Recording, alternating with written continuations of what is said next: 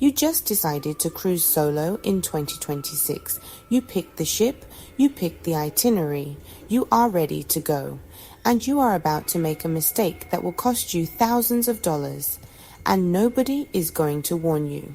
The cruise industry has completely rewritten the rules for solo travelers this year. And if you are still using last year's playbook, you are going to get burned. Let me be clear. Solo cruising in 2026 is not the same game it was even 12 months ago. I'm going to give you 7 secrets the cruise lines don't want you to know before you book a single cabin. Let's do this. By the end of this video, you will know exactly how to dodge the solo supplement trap, which cruise lines are actually built for solo travelers in 2026, and the one booking move that can cut your solo cabin cost almost in half. Smash that thumbs up button right now. It helps more solo travelers find this video, and subscribe so you don't miss the next one. Secret number 1, the solo supplement is not dead, but how you fight it has completely changed in 2026. Here's what's happening. Most cruise lines still charge solo travelers 150 to 200% of the double occupancy rate for a standard cabin. That means you pay for 2 people, even though you are traveling alone. That is the trap. But here's what the cruise lines are not advertising. Several major lines have quietly expanded their solo cabin inventory this year, specifically because solo travel demand has exploded. Norwegian, Royal Caribbean, and Virgin Voyages have all added dedicated solo studio cabins that charge 0 solo supplement. 0. But those cabins sell out 4 to 6 months in advance, and the cruise lines bury this option deep in their booking menus. Here's the playbook. When you search for your cruise, do not go straight to the cabin selection page. Go directly to the solo traveler or studio cabin filter. If the website doesn't have one, call the cruise line directly and ask, do you have solo studio cabins available on this sailing? Spending 20 minutes on the phone before you book could save you $800 to $1,200 on a 7-night cruise. That is not a small number. Secret number 2, the rankings have flipped. The cruise lines that used to be the best for solo travelers are no longer at the top of the list, and the ones that are winning right now might surprise you. Let me be clear. This ranking is based specifically on 2026 solo supplement policies, solo-specific amenities, and solo community culture on board. Here's the current top tier for solo travelers. Number 1, Norwegian Cruise Line, still the gold standard for solo studio cabins. The Studio Lounge is a real community, not a gimmick. Number 2, Virgin Voyages. Adults only, 0 solo supplement on select sailings, and the social structure of the ship is built for solo mingling. It is genuinely different.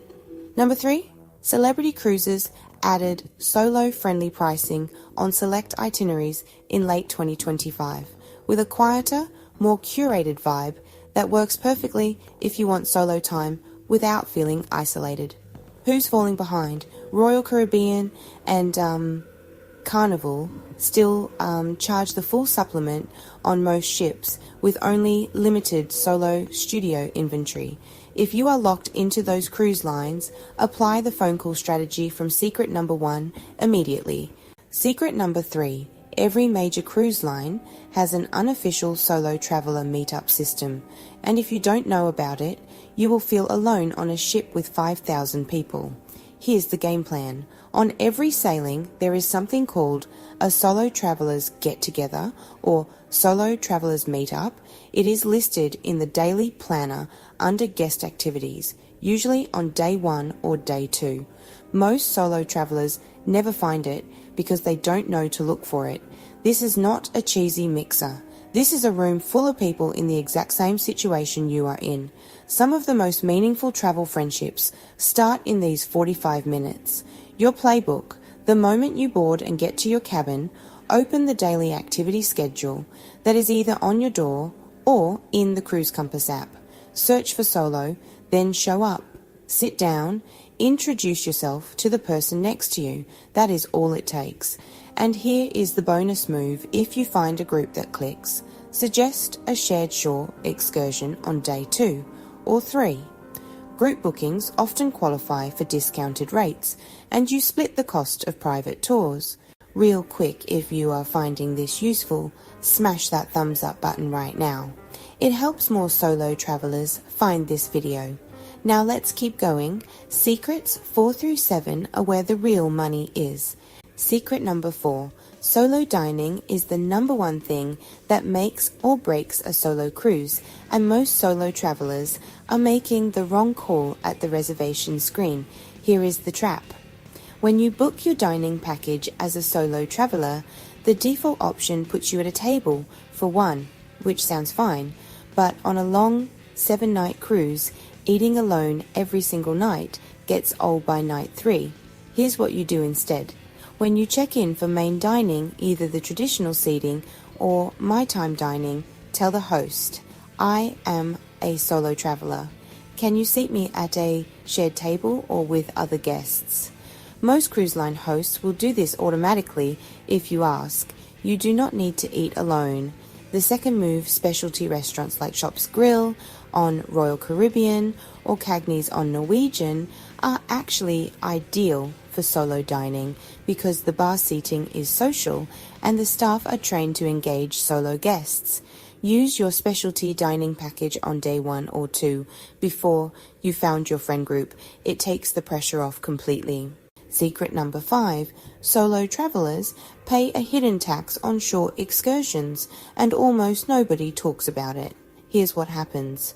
Ship organised excursions price per person, which sounds fair, but private tours booked through third-party operators price per group, meaning a private tour for 2 people is only slightly more than a private tour for 1.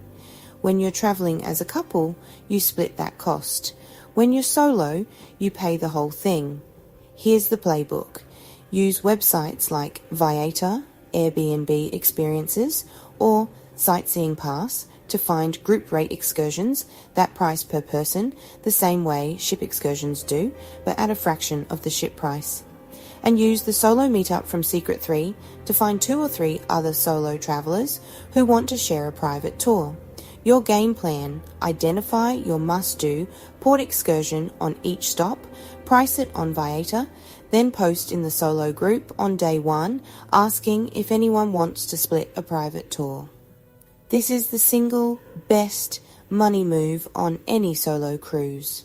Secret number 6. Solo cabin placement on the ship matters more than it does for couples, and the reason is one most people don't think about. Solo travelers tend to spend more time walking the ship, exploring independently, and returning to their cabin between activities. If your solo studio cabin is on deck 6 forward and your favourite pool bar is on deck 15 aft, you are going to feel that distance 8 times a day. Here's the playbook. When selecting your solo studio cabin, prioritise midship placement on a middle deck. Midship cabins have less motion if seas get rough, shorter walking distance to elevators that reach all decks, and generally quieter hallways than forward cabins near the anchor. On Norwegian ships, the solo studio cabins on deck 11 are often the best kept placement secret on the ship. If the booking system doesn't let you filter by deck, call and ask which decks the solo studios sit on and request midship specifically. Secret number 7, and this is huge. The booking window for solo travelers in 2026 has fundamentally changed, and if you are using the old book early for the best deal rule, you are going to end up in a middle tier cabin paying full supplement. Here's what's new. Because solo studio inventory is extremely limited, typically only 60 to 80 cabins. On even the largest ships, those cabins sell out 5 to 7 months out, not 3 months out like they used to. Your new rule is this: book solo studio cabins, like you book airline seats the moment you know you want to go. But here's the flip side of the trap. If solo studios are already sold out, and you are looking at a standard cabin with the full solo supplement, don't book it yet. Watch the pricing in the 60-day window before departure. Cruise lines routinely drop solo supplement pricing in the final 60 days to fill unsold cabins. Your motto for 2026 is book the studio early or wait for the last minute drop. Everything in the middle is a trap. There you have it. 7 solo cruise secrets for 2026 that the cruise lines are not going to put in your booking confirmation email. Book the studio early or wait for the 60-day drop. Find the solo meetup on day 1. Ask for shared dining. Split shore excursions with your new crew. These moves are the difference between a solo cruise that feels lonely and one that feels like the best decision you ever made. Drop a comment below and tell me, are you planning a solo cruise in 2026? And which cruise line are you considering? Your comment will literally help thousands of other solo travelers in this community. Subscribe so you don't miss the next one. Thanks for watching and have an amazing cruise.